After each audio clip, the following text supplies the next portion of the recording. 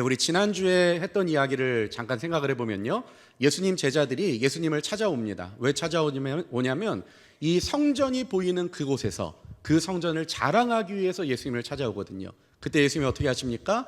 그들의 얘기를 다 들어주시지 않으세요. 그들은 한마디도 못하고요, 예수님이 그들에게 먼저 이야기하시죠. 저 성전 보이지? 종말의 때, 그때가 되면 저거 다 무너질 거다. 그리고 하시는 말씀이요, 돌 위에 돌 하나도 남겨지지 않을 거다라고 이렇게 이야기해요. 그랬더니요, 이 제자들이 성전을 자랑하러 왔다가 번뜩 갑자기 정신이 뛰어는 거예요. 야, 그날에 성전이 무너진다고? 그러면서 자기들이 진짜 궁금해하는 것, 종말의 때, 그때가 되면 자기들이 정말 궁금해지는 것, 그것에 대해서 예수님께 물어보게 됩니다. 마태복음 24장 3절인데요, 우리 같이 한번 읽어보겠습니다. 자, 시작.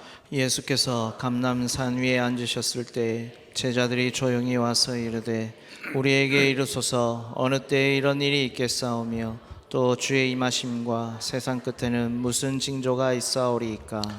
제자들이 물어본 것은요, 그거예요. 뭐냐면 그때가 도대체 언제입니까? 언제? 그러니까 몇 년도 몇 월 며칠, 이런 거 되게 중요한 거죠. 그때를 아는 것. 여러분, 혹시 여러분들도 이런 거 궁금하지 않으십니까? 저도 엄청 궁금하거든요. 그때가 도대체 언제인지. 그때를 알면 여러분, 우리의 삶이 조금 달라지지 않을까요? 예를 들어서 엄마가 이야기하는 거예요. 엄마 장 보고 올 테니까, 예를 들어서 방 치워놓고 숙제해놓고, 그리고 공부하면서 기다려라고 이야기해요. 그리고 엄마가 나가버립니다. 그러면 자녀가 제일 먼저 하는 행동이 뭐예요? TV부터 틀어야죠, 그렇죠? 그리고 유튜브 봐야 되고. 왜요? 엄마가 장 보러 나갔으면요, 예를 들어서 마트까지 가는데 몇 분이 걸리고 장을 보는데 몇 분이 걸리고 돌아오는데 몇 분이 걸리니까요, 엄마가 올 때는요 지금이 아니에요. 지금은요 자유의 시간이에요. 마음껏 내가 하고 싶은 걸 해도 돼요. 그리고 언제 내가 준비하면 됩니까? 엄마가 오는 시간에 맞춰서 마치 지금까지 청소를 열심히 하고 씻고 또 숙제를 해놓은 것처럼 여태까지 그렇게 살았던 것처럼 그때 가서 준비하면 되는 거죠. 마찬가지입니다. 언제 예수님 올 줄 알면요, 우리도 좀 쉽게 살 수 있잖아요, 그렇죠? 세상에 가서 마음껏 죄도 짓고 하고 싶은 대로 다 살고 오신다고 하셨던 그날 갑자기 교회에 와서 회개기도하면 되는 거예요. 얼마나 쉽습니까? 그러니까 이 제자들도 마찬가지고요, 우리도 마찬가지고요, 그때가 언제냐는 것이 굉장히 중요해요. 그때를 모르면요, TV를 보고 있어도요 어느 순간 불안해지기 시작해요.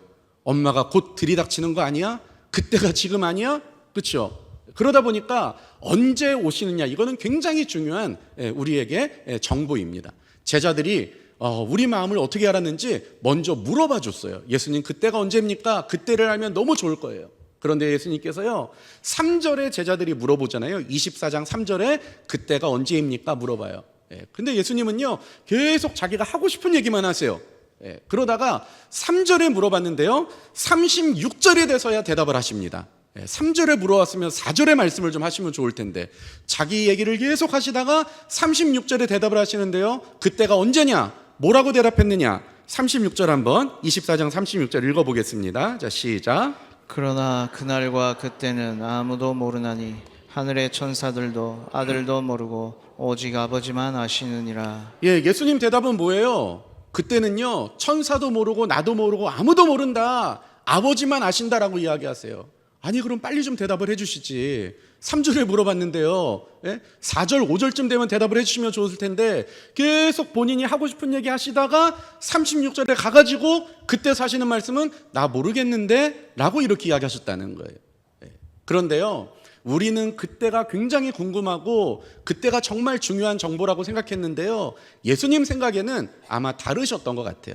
그래서 우리는 그때를 궁금해하고 있지만 예수님은 그 종말의 때에 어떤 자세로 살아야 되는지를 우리에게 이야기하고 계시는 거죠.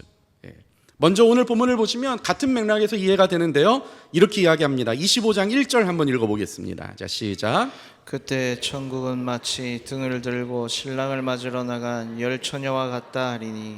예수님은요 우리가 그때에 대해서 관심이 많은데 예수님은 지금 그때의 천국은 마치 이것과 비슷해 하면서 우리에게 다른 이야기를 지금 하고 계시는 것들을 볼 수가 있어요.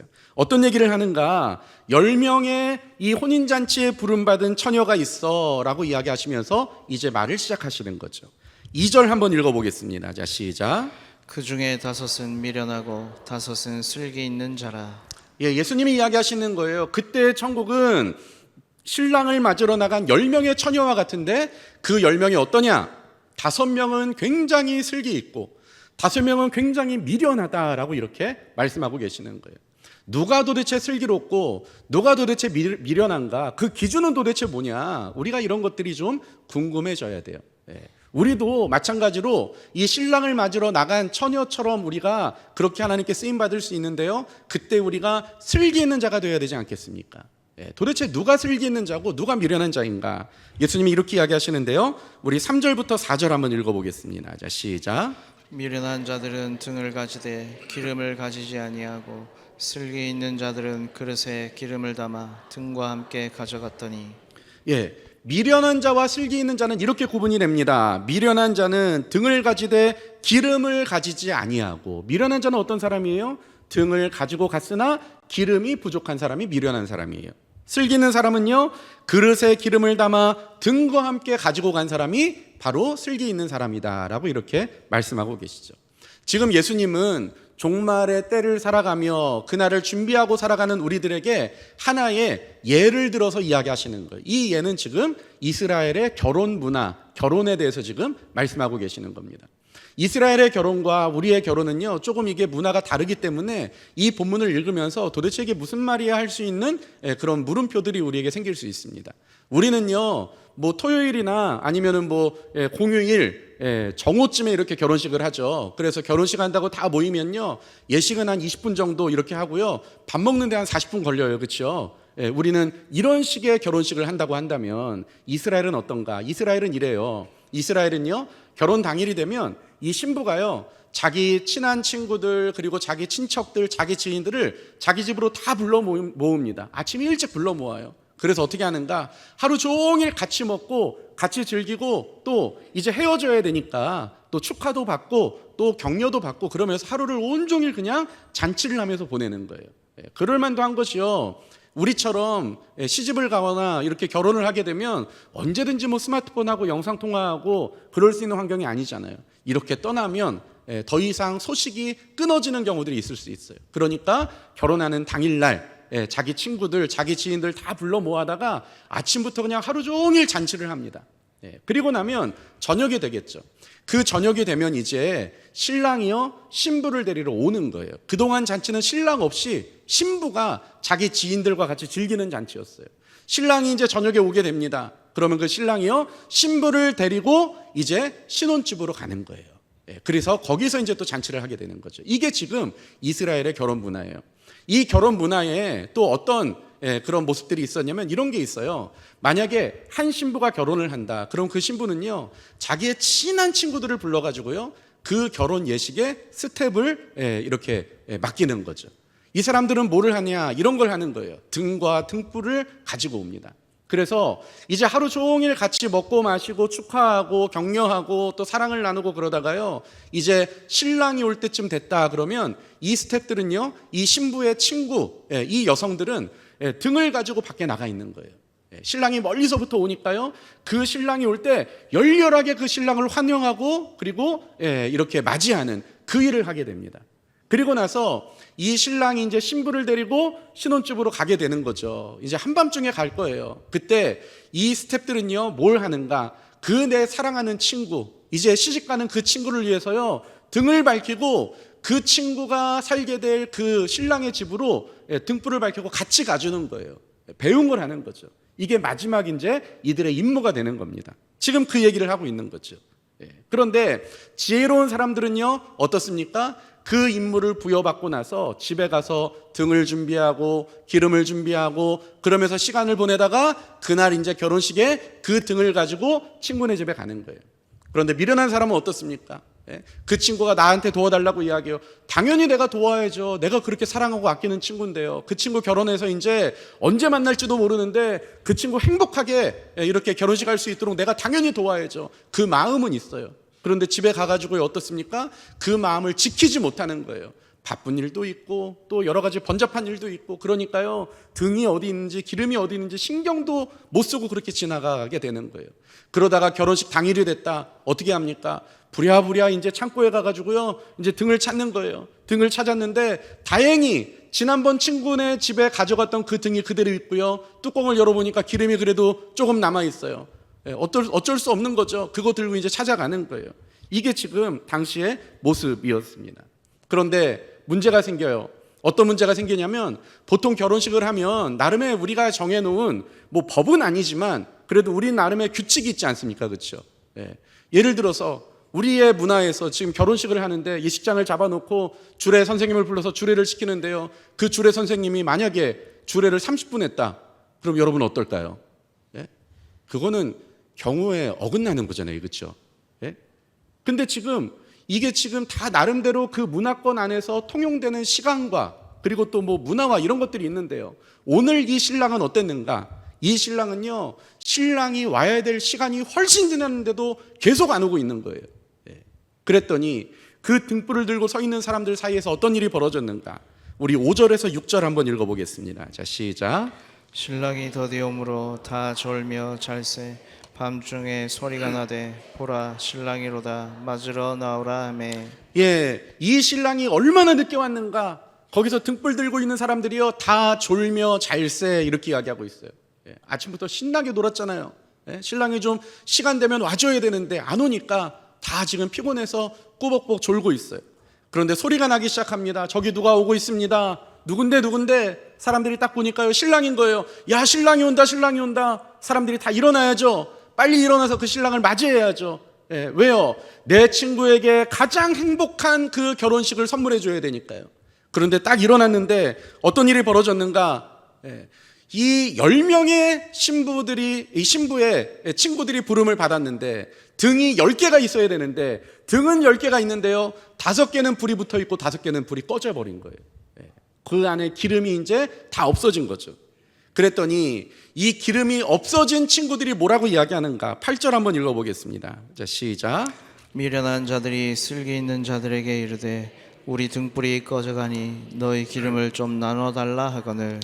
등이 꺼졌으니까요 지금 저기 멀리서 신랑이 오고 있어요. 그때 이야기하는 거죠. 야, 기름이 있는 너희들아 우리에게 좀 기름을 나눠줘. 거기다 기름을 조금만 부어주면요 신랑이 올 때까지 불을 켜고 있을 거예요. 그런데요 이 신부 친구들이 뭐라고 대답하는가? 9절 한번 읽어보겠습니다. 9절. 자, 시작. 슬기 있는 자들이 대답하여 이르되 우리와 너희가 쓰기에 다 부족할까 하노니 차라리 파는 자들에게 가서 너희 쓸 것을 사라 하니. 이 등에 불이 붙어 있는 이 친구들이 뭐라고 이야기하냐면요 이렇게 이야기하는 거예요. 야, 우리 못 줘. 너 기름 파는 사람한테 가서 기름 사와. 이렇게 이야기하는 거죠. 그런데 문제는요 지금은 칠흑 같은 밤이잖아요. 이미 기름 장사 다 문 닫았습니다. 그런데 뭐라고 이야기하냐면 지금 가가지고 기름을 사오래요. 저는 이 본문을 보면서 처음에는요 야, 사람이 어떻게 이렇게 매몰차냐, 어떻게 이럴 수 있냐 이런 생각을 했어요. 그런데요 이게 사람이 매몰찬 게 아니에요. 왜 그러냐면 만약에 그 사람들이요 기름을 나눠주면 어떤 일이 벌어집니까? 신랑이 올 때 신랑을 10명이 다 같이 맞이할 수는 있겠죠. 그런데 문제는 어때요? 지금 이 결혼식은 신랑이 와야 될 시간보다 좀 지체가 됐어요. 늦어졌어요. 그래서 다른 결혼식보다 기름이 더 들어갈 수밖에 없는 결혼식이에요. 그런데 우리들의 임무는 어떻습니까? 신랑을 맞이하는 것만은 아니에요. 신랑을 맞이하고 그리고 또 뭘 해야 돼요? 신부를 데리고 신랑이 신혼집으로 갈 때 같이 옆에서 등을 들고 동행을 해줘야 되는 것까지예요. 그런데 만약에 기름을 나눠줬다가 예를 들어서 신랑의 집으로 가는데요 한 중간쯤 왔는데 10명의 등불이 다 꺼져 버렸다. 그러면요 지금처럼 무슨 가로등이 있을 때도 아니고요 후레쉬가 있을 때도 아니고요 굉장히 칠흑 같은 어두움을요 굉장히 힘든 상황 속에서 뚫고 가야 되는 거예요. 그러면요 내 사랑하는 친구의 결혼식은 완전히 망해버립니다. 그러니까 이야기하는 거죠. 기름이 떨어진 자에게 이야기하는 거예요. 야야, 너 있잖아. 예를 들어서 오늘 결혼하는 친구 누구누구 너 진짜 친한 친구지. 걔가 결혼식에 진짜 행복하기를 바라지. 그러면 네가 가서 기름 사와야 돼. 이것도 너 나눠줬다가 다 꺼질 수가 있는 거야. 그러니까 네가 그 친구 진짜 사랑하거들랑 빨리 가서 기름 사와. 그래 놓으니까요, 이 미련한 친구들이 이제 기름 사러 가게 되는 거예요. 그런데 문제는 이렇게 이제 벌어지는 거죠. 10절 한번 읽어보겠습니다. 자, 시작.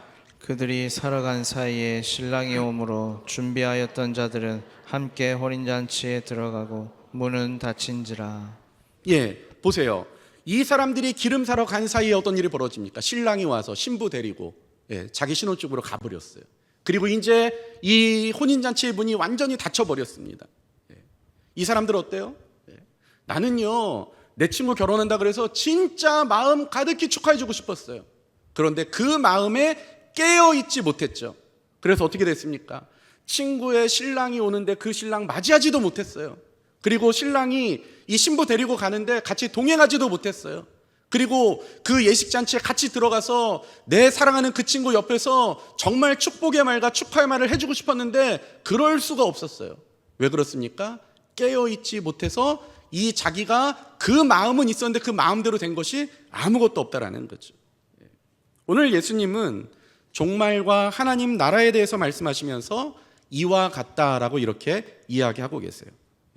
그 나라는요, 그리고 종말은요, 깨어있느냐 깨어있지 못하느냐가 굉장히 중요한 그런 시간인 것을 성경이 말하고 있는 거죠. 5명의 슬기로운 자와 5명의 미련한 자의 공통점이 있습니다. 뭐가 공통점일까요?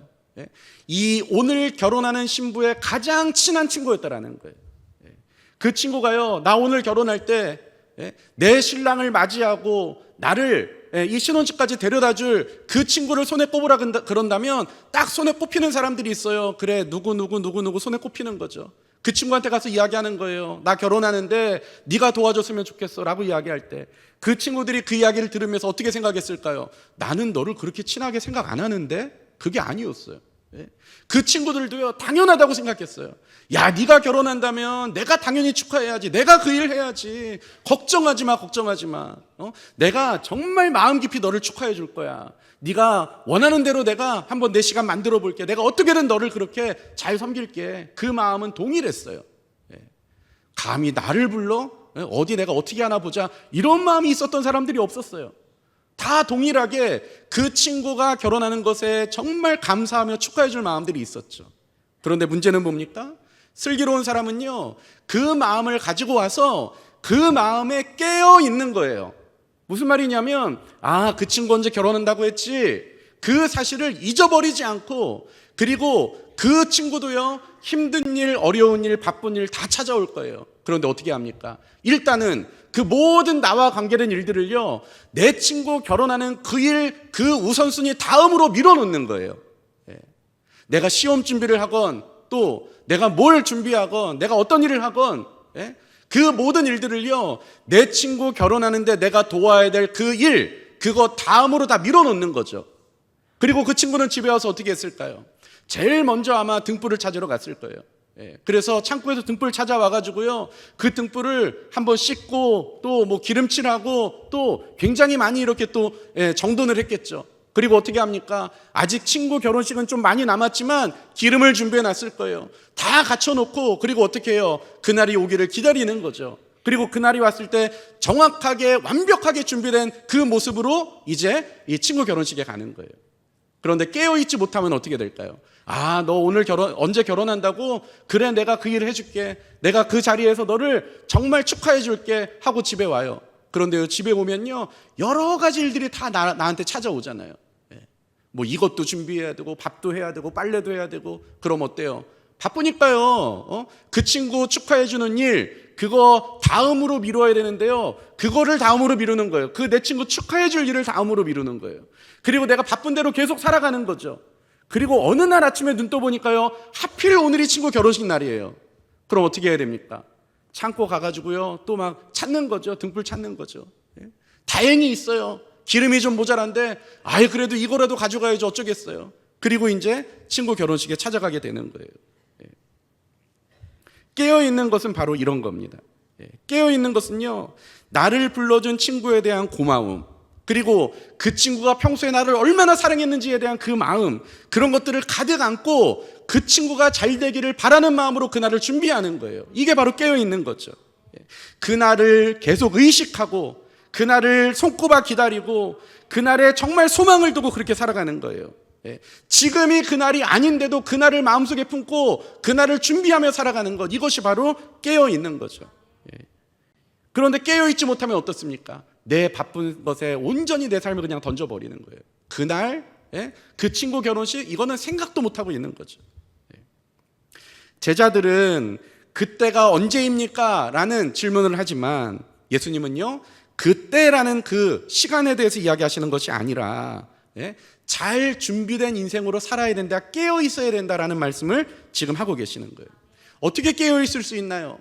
예수님을 사랑하기 때문에, 예수님을 정말 존경하고 예수님을 경외하기 때문에, 그분의 하신 말씀을 기억하며 그 말씀으로 내 삶에 찾아오는 모든 일들을 그 말씀 다음으로 밀어놓는 거예요. 이게 바로 깨어있는 삶이 되는 거죠. 그런데 깨어있지 못하면 어떻습니까? 주님 말씀을 하시기는 했으나 그 말씀을 밀어놓고 내 바쁜 것만 계속 열심히 하는 거예요. 그러다가 갑자기 그날이 도둑처럼 찾아오게 됩니다. 마태복음 24장 42절에서 44절 같이 한번 읽어보겠습니다. 자, 시작. 그러므로 깨어 있으라. 어느 날에 너희 주가 임할는지 너희가 알지 못함이니라. 너희도 아는 바니 만일 집주인이 도둑이 어느 시각에 올 줄을 알았더라면 깨어 있어 그 집을 뚫지 못하게 하였으리라. 이러므로 너희도 준비하고 있으라. 생각하지 않은 때에 인자가 오리라. 예수님이 이야기하시는 거예요. 그때 언제인지 그거 궁금해하지 말아라. 그거 궁금해하지 말아라. 왜요? 도둑이 언제 오는지 알면요, 도둑 방어할 수 있어요. 그런 식으로 우리가 살기를 원하지 않으시는 거예요. 주님 언제 오신지 아니까 평소에 그냥 자기 마음대로 살다가 그때가 돼가지고 이제 두 손 들고 옵니다, 주님 회개합니다, 이런 식으로 사는 것을 주님이 원하신 게 아니라는 거예요. 그때를 몰라야 오히려 더 깨어 있을 수 있어요. 그때를 알아버리면요, 깨어 있기가 힘들어요. 엄마 언제 오시는 시간 정확히 알면 어떻게 깨어 있습니까? 아이가 계속 TV 봐야죠. 그때 딱 맞춰가지고 뭔가 해놓은 것처럼 그냥 대충 얼기설기 그냥 문제집 풀어놓고 그렇게 있는 거 아니겠습니까? 그때를 몰라야 깨어있을 수 있는 거예요. 오늘 본문은 지금 그 얘기를 하고 있는 거죠. 그리고 성경은요, 그렇게 깨어서 살았던 삶에 대해서 이야기하고 있어요. 우리 마태복음 24장 45절에서 47절 한번 읽어보겠습니다. 자, 시작. 충성되고 지혜 있는 종이 되어 주인에게 그 집 사람들을 맡아 때를 따라 양식을 나눠줄 자가 누구냐? 주인이 올 때 그 종이 이렇게 하는 것을 보면 그 종이 복이 있으리로다. 내가 진실로 너에게 이르노니 주인이 그의 모든 소유를 그에게 맡기리라. 충성되고 지혜 있는 한 종이 있습니다. 주인이 멀리 떠나면서 그 종에게 엄청난 일을 맡긴 거예요. 근데 그 종은 어떻습니까? 주인을 경외해요. 주인을 사랑해요. 나를 이렇게 믿어주신 주인에 대해서 내가 조금이라도 서운한 마음을 드리고 싶지가 않아요. 그리고 주인이 하고자 하는 일이 다 잘 됐으면 좋겠어요. 이게 지금 종의 마음입니다.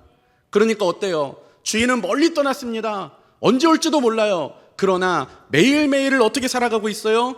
그 주인에게 그 집사람들을 맡아 때를 따라 양식을 나눠주며 성실하게 그 주인이 마치 있는 것처럼 그렇게 지금 살아가고 있는 거예요. 그러다가 주인이 옵니다. 그럼 이렇게 성경이 이야기하는 거죠.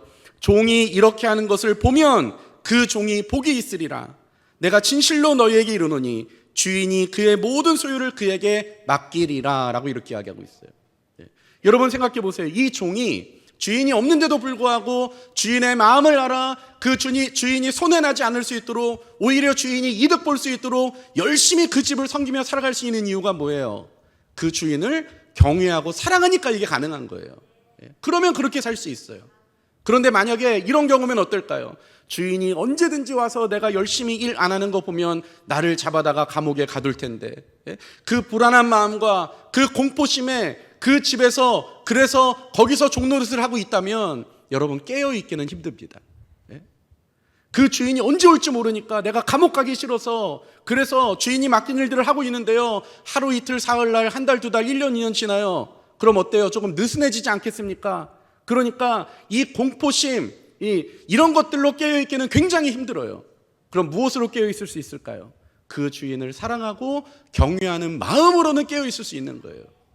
내가 이렇게 해야 그 주인이 기뻐하실 텐데, 내가 이렇게 해야 그 주인의 산업에 손해가 없을 텐데, 내가 이렇게 해야 주인이 더 기쁜 시간들을 보낼 수 있을 텐데, 주인을 사랑하면요 깨어 있을 수 있게 되는 거예요. 된통 당할까 봐 어쩔 수 없이 그 일을 한다 그러면 여러분 그것은 깨어 있기가 힘듭니다. 그러나 정말 그 주인을 사랑하는 마음으로 살아간다면 여러분 깨어 있을 수 있어요. 우리 신앙생활을 한번 되돌아보면 좋을 것 같아요. 여러분, 지옥 가기 싫어서 그래서 신앙생활 한다? 그런 사람들은 깨어있기가 쉽지 않습니다. 그런데요, 주님을 진짜 사랑해서 그 주의 나라가 더 이루어지고 더 확장되고 더 존중받기를 원하는 마음으로, 왜요? 주인이 잘 되는 게 내가 기쁨이니까. 그래서 살아간다면요, 그 사람은요 깨어있을 수 있어요. 그러다 보니 이 종은요, 내게 이 일 맡겨주신 주님 생각하고, 그리고 또 그 주님이 나를 이렇게 믿어주신 거 생각하고, 평소에도 나에게 이렇게 좋은 마음과 생각으로 나를 대해주셨던 그 주인을 사랑하는 마음으로 깨어있을 수 있다라는 거죠. 왜요? 그 주인이 잘 되기를 진심으로 바라고 있으니까요. 유학 간 아들이 이제 공부 마치고 돌아온다고 합니다. 4, 5년 못 만났어요. 드디어 다음 달에 온대요. 그러면요, 엄마는 어떻게 합니까?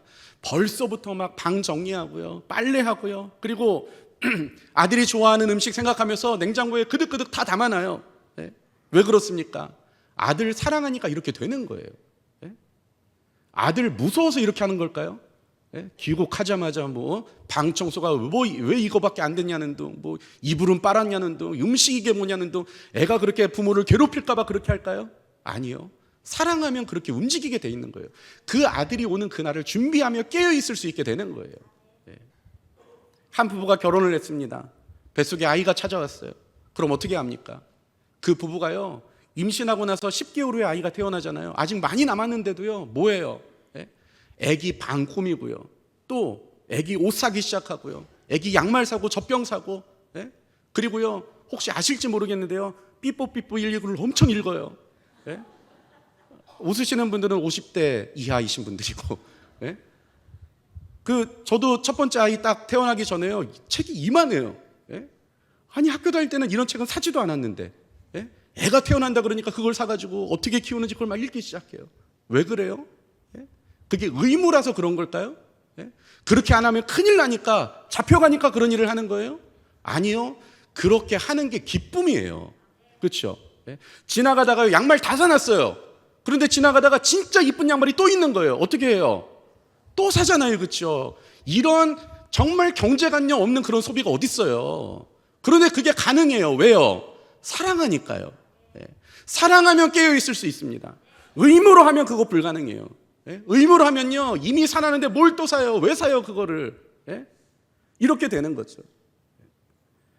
우리의 삶이 도대체 어떤지 우리가 한번 되돌아볼 수 있었으면 좋겠습니다. 주님을 위해 사는 삶이 의무라면 여러분 깨어있기 힘들어요.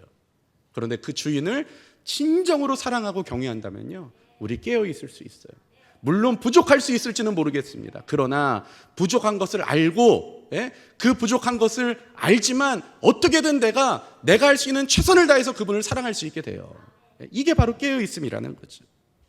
깨어있는 삶은 오늘 내가 사랑하는 예수를 가슴에 깊이 품고 그분을 기대하며 살아가는 하루하루가 바로 깨어있는 삶이 되는 거예요. 주님, 내 삶이 주님을 조금이라도 기쁘시게 할 수 있다면 나는 너무 행복할 것 같습니다. 나는 그 일로 나는 행복을 누립니다. 이게 바로 깨어있는 삶이죠. 이렇게 안 하면 주님이 지옥 보내시니까 어쩔 수 없이 나는 그렇게 했습니다. 여러분, 의무를 가지고는 이것이 불가능하다는 거예요. 오늘 말씀을 보시면서 정말 나는 깨어있는 사람인가, 우리가 다시 한번 생각해 보면 좋겠어요. 예수님은 때를 알려주시지 않았습니다. 뭘 알려줬습니까? 깨어있는 삶에 대해서 이야기하셨어요. 어떻게 깨어있을 수 있어요? 다른 거 필요 없어요. 종말을 여러분 어떻게 준비할 수 있습니까? 뭐 비상식량 많이 사다 놓으면 될까요? 그런 거 아니에요. 주님을 더 열심히 사랑하면 되는 거예요.